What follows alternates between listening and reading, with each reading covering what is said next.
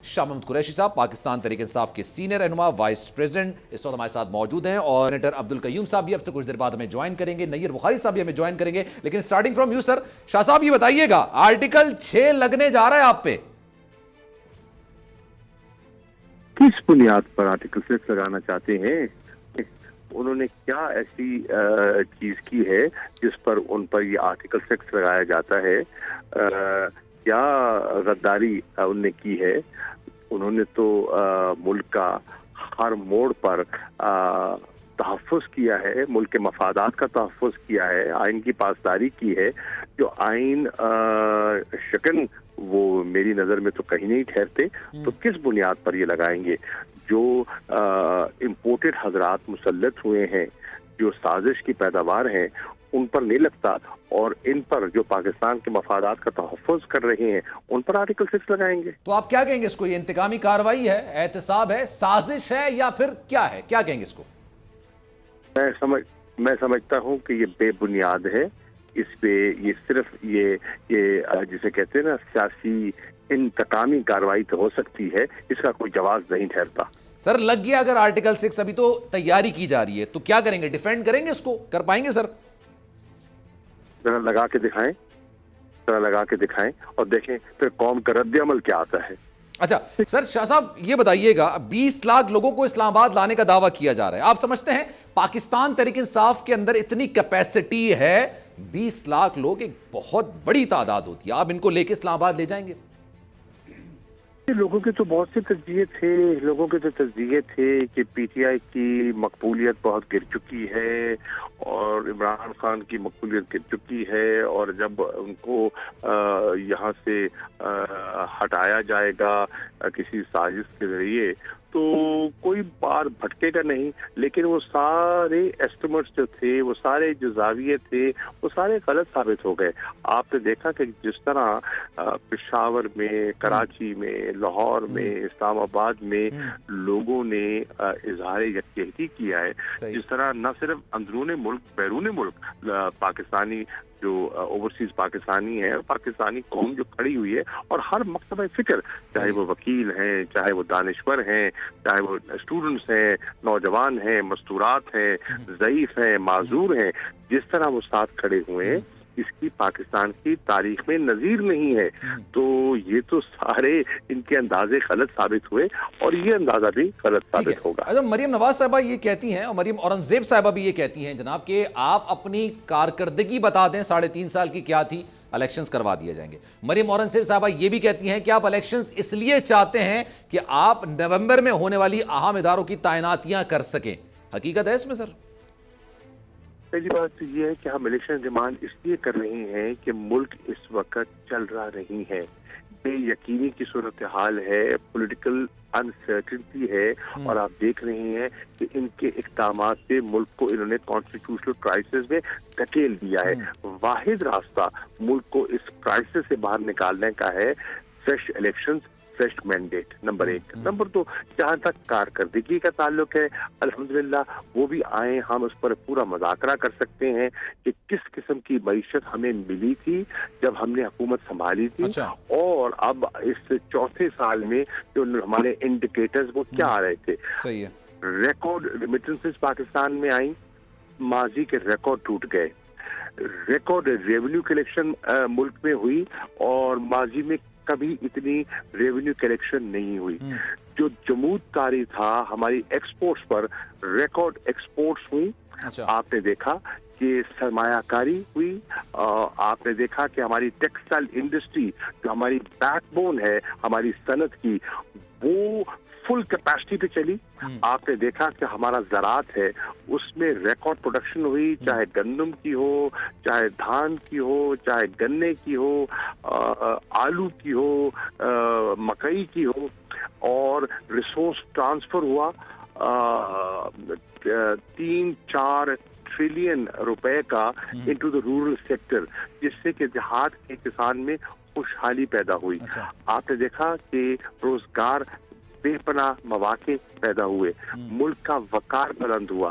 पाकिस्तान की जो है, आपने एक मुख्तसर वक्त में دو اسلامی وزرائے خارجہ کی کانفرنسز منعقد کی اسلام آباد میں.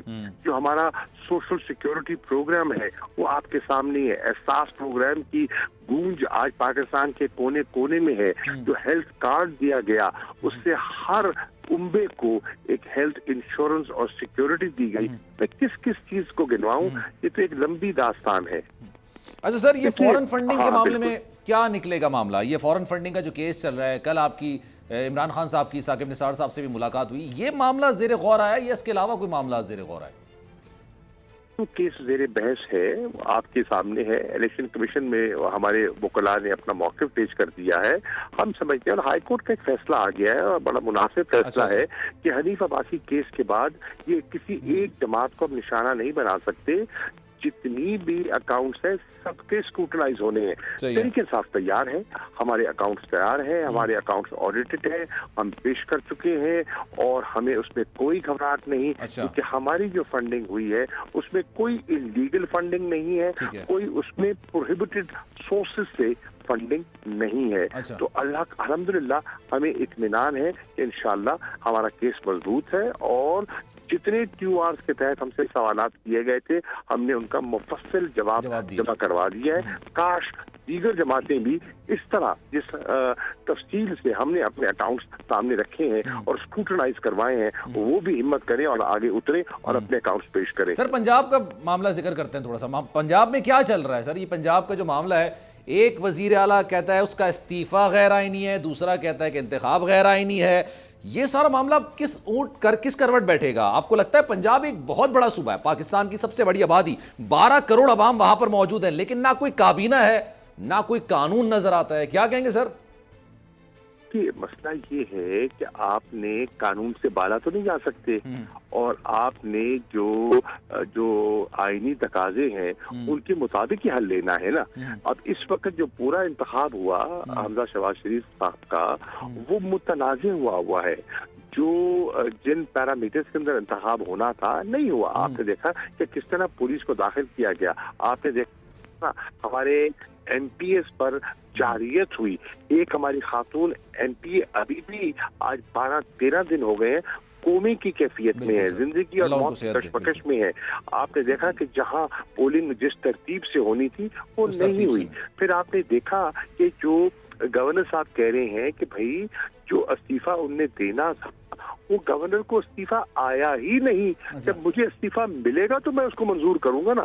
تو اس میں قانونی پیچیدگیاں ہیں اور ان قانونی پیچیدگیوں کو سامنے رکھتے ہوئے انہوں نے صدر پاکستان سے رہنمائی حاصل کی ہے اور انہوں نے عدالت لاہور ہائی کورٹ کے معزز جو چیف جسٹس ہیں ان کے سامنے بھی اپنا موقف پیش کیا ہے. اچھا سر, چیئرمین پیپلز پارٹی بلاول بھٹو زرداری نے اپنے نانا کے نقش قدم پہ چلتے ہوئے خارجہ امور کا قلمدان سنبھال لیا ہے. پہلی بار انہوں نے بھی سنبھالا تھا اور انہوں نے بھی سنبھال لیا. آپ کو لگتا ہے خارجہ امور کے معاملات بلاول بھٹو زرداری صاحب بہتر طریقے سے, احسن طریقے سے نبھا پائیں گے؟ بلاول نے قلمدان سنبھالا ہے, کو مبارک ہو, لیکن سوچنے کی بات یہ ہے کہ کیا وہ اس منصب سے انصاف کر سکیں گے. میں اس لیے کہہ رہا ہوں کہ مجھے 2 دفعہ اس کا تجربہ ہے. اس میں بے پناہ وقت دینا پڑتا ہے, بڑی عرقداری کرنی پڑتی ہے اور بے پناہ ٹریولنگ کرنی پڑتی ہے ملک سے باہر. وہ پارٹی کے سربراہ ہیں, وہ پارٹی چلائیں گے, پارٹی کے امراض کو دیکھیں گے جبکہ الیکشن کا ماحول ہے, یا وزارت خارجہ کے قلمدان سے انصاف کریں گے. اگر وہ صحیح معنی میں ہینڈز آن فورن منسٹر بنتے ہیں تو پھر وہ ان کی جو سیاست ہے اور پارٹی ہے وہ سفر کرے گی. اور تبھی ان کی پارٹی میں تقسیم تھی اور پارٹی بڑی ڈیوائیڈڈ تھی کہ ان کو قلمدان یہ سنبھالنا چاہیے نہیں سنبھالنا چاہیے. اور اگر وہ پارٹی کو توجہ دیتے ہیں تو پھر ہمارے پاس جیسے پچھلے نواز شریف صاحب کے دور میں کوئی مؤثر وزیر خارجہ نہیں ہوگا. تو اب سوچنے والی بات یہ ہے کہ بلاول بھٹو زرداری نے یہ فیصلہ کیا ہے، صحیح ہے، سیاست میں ایک بہت بڑا قدم لیا ہے. یاد رہیے ان کو لوگ یاد کرتے ہیں بھٹو کے نواسے کے طور پر، بے نظیر بھٹو صاحبہ کے بیٹے کے طور پر. اب ان کو یاد کیا جائے گا شہباز شریف کے وزیر خارجہ کے طور پر. اب دیکھنا یہ ہے سر آپ جیسے کہہ رہے ہیں کہ پارٹی کے سربراہ بھی ہیں، پارٹی کی سربراہی بھی کر رہے ہیں اور پھر خارجہ امور کے قلمدان بھی انہوں نے سنبھال لیا ہے. آپ کو لگتا ہے اس وقت موجودہ دور میں کن چیلنجز کا سامنا ان کو بین الاقوامی طور پر پاکستان کو صحیح طریقے سے پرفارم کر پائیں گے، ریپرزینٹ کر پائیں گے؟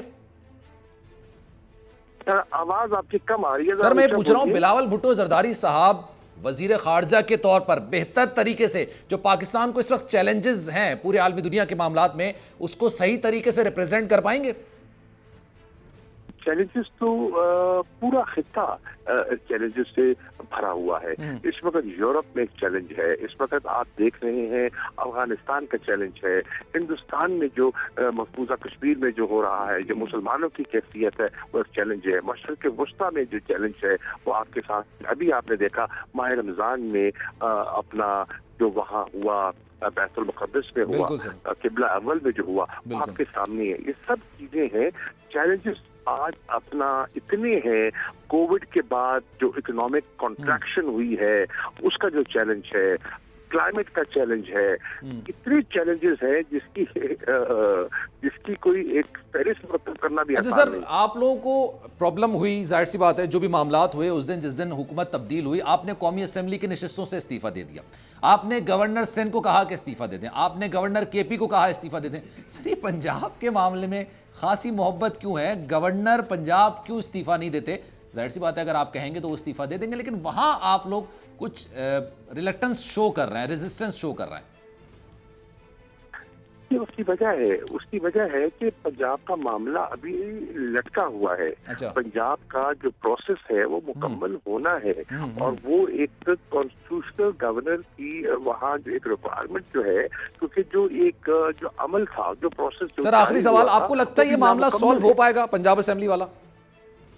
میں سمجھتا ہوں کہ اگر ان کے پاس وہ عددی اکثریت ہوگی اور وہ اگر ثابت کر سکیں گے کہ اپنی عددی اکثریت ہے تو وہ اپنے منطقی انجام کو پہنچے گا. لیکن آپ کے علم میں ہے کہ الیکشن کمیشن میں اسپیکر صاحب نے تقریباً 25 یا غالباً 26 پنجاب اسمبلی کے ممبران کے خلاف ریفرنس کیا ہے اور انہوں نے ڈیفیکشن کی ہے. اور جب یہ ڈیفیکٹ کرتے ہیں تو پھر یہ نااہل ہو جاتے ہیں، اور جب یہ نااہل ہو جاتے ہیں تو وہ جو وزیر اعلیٰ کو جو 186 ووٹوں کی اکثریت دکھانی ہے، غالباً وہ اس کے قابل نہیں رہتے. تھینک یو سو مچ جناب سابق وزیر خارجہ اس وقت ہمارے ساتھ موجود رہے. سبسکرائب کریں اور بیل دبائیں تاکہ کوئی خبر رہ نہ جائے.